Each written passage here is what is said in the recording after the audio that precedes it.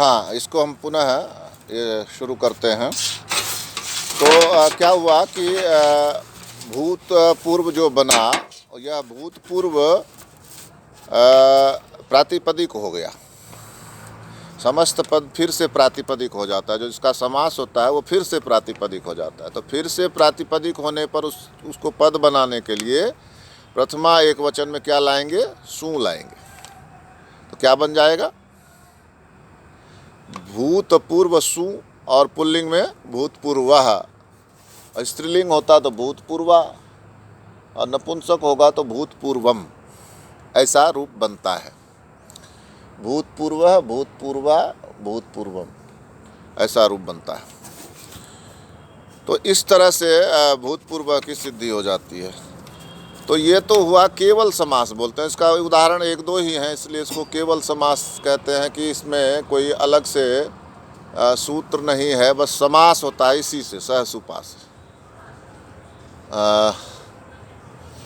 इसलिए इसको केवल समास कहते हैं। लेकिन आगे फिर अव्ययी भाव समास होता है, तत्पुरुष समास होता है। तत्पुरुष का एक भेद है कर्मधारय, वह भी होता है। कर्मधारय के बाद बहुव्रीहि होता है, द्विगु होता है, और द्वंद्व समास होता है। ये 5 तरह के समास होते हैं: अव्ययी भाव, तत्पुरुष, द्विगु, बहुव्रीहि, द्विगु और द्वंद्व।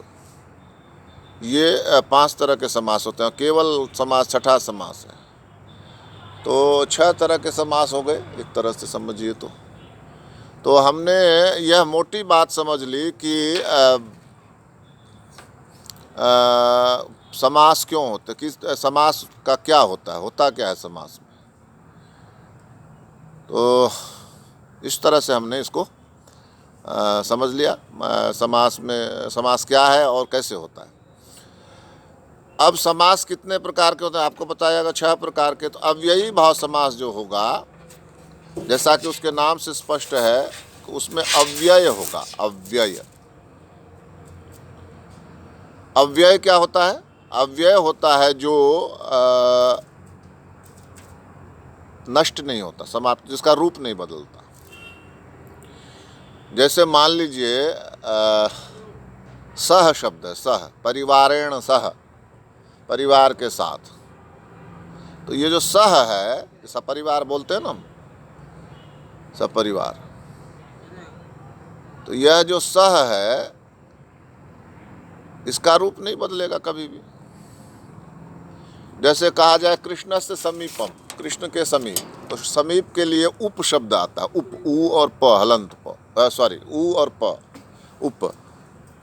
तो ये उप कभी नहीं बदलेगा, जैसा है वैसा रहेगा। इसीलिए उपसर्ग है ना, इसीलिए उप जो है वह उपसर्ग में कोई परिवर्तन नहीं होता है, इसलिए उसको अव्यय कहते हैं। बहुत से शब्द ऐसे भी है, जैसे शनैः, शनैः, ये अव्यय है। संस्कृत में च शब्द है, रामः श्यामश्च, च, च क्या है? अव्यय है। ई, उ, ई इंद्रः, उ उमेशः, उ जो है, ई उ, ये सब क्या है? अव्यय हैं। तो अव्यय, जिस समास में अव्यय का योग होता है, यानी जिसमें अव्यय उपस्थित होता है जिस समास में, और वह समस्त पद भी अव्यय हो जाता है,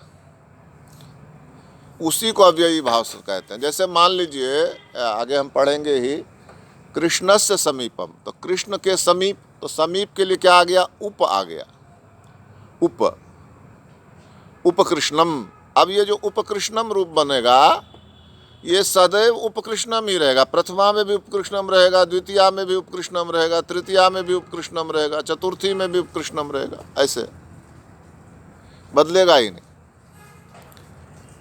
उपकृष्णम रामः गच्छति, जो कृष्ण के समीप है वह राम जा रहा है। उपकृष्ण रामम पश्य, जो कृष्ण के समीप है उस राम को देखो। उपकृष्णम रामेण रावणः हतः, उपकृष्णम, कृष्ण के समीप राम ने, जो कृष्ण के समीप है, ऐसे राम ने रावण को मारा। तो इस तरह से अलग अलग विभक्तियों में भी रूप क्या रहता है, उपकृष्णम में। तो चूंकि परिवर्तन नहीं हो रहा है इसलिए इसको भी अव्यय कहते हैं, और इसीलिए इस समास को अव्ययी भाव समास कहते हैं। कौन सा समास कहते हैं? अव्ययी भाव समास। आया समझ में? जिसमें अव्यय हो। उसके बाद आता है तत्पुरुष समास। तत्पुरुष समास में अंतिम पद प्रधान होता है। जैसे अंतिम पद प्रधान होता है का मतलब प्रधान किसको कहते हैं? क्रिया का जिसके साथ सीधा संबंध होता है। जैसे राजपुत्र आगच्छति, राजकुमार आगच्छति, राजकुमार आ रहा है, तो इसमें राजा आ रहा है या उसका पुत्र आ रहा है? पुत्र आ रहा है, इसलिए जो अंतिम पद है वो प्रधान हो गया और पूर्व पद जो है वो गौण हो जाता है। तो यह होता है तत्पुरुष समास। इसको भी हम पढ़ेंगे। और इसके बाद अव्ययी भाव तत्पुरुष, उसके बाद क्या है? बहुव्रीहि। जैसे दो पदों का मेल होता है लेकिन वो अपना तीसरा अर्थ ले लेते हैं। जैसे पीताम्बरः, पीत का अर्थ होता है पीला और अंबर का अर्थ होता है कपड़ा, तो पीताम्बरः मतलब तो पीला कपड़ा होना चाहिए, लेकिन यही अर्थ न होकर वह विष्णु का अर्थ देने लगता है, कृष्ण का अर्थ देने लगता है पीताम्बरः। नीलाम्बरः किसको कहते हैं? बलराम को। और दिगंबरः किसको कहते हैं? भगवान शिव को।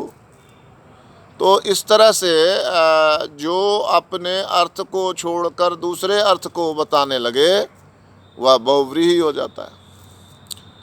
द्विगु क्या होता है? द्विगु में एक शब्द संख्या अवश्य होती है, संख्या। जैसे पंचानन, पंच आनन है जिसके, वैसे यह बहुव्रीहि का भी उदाहरण है।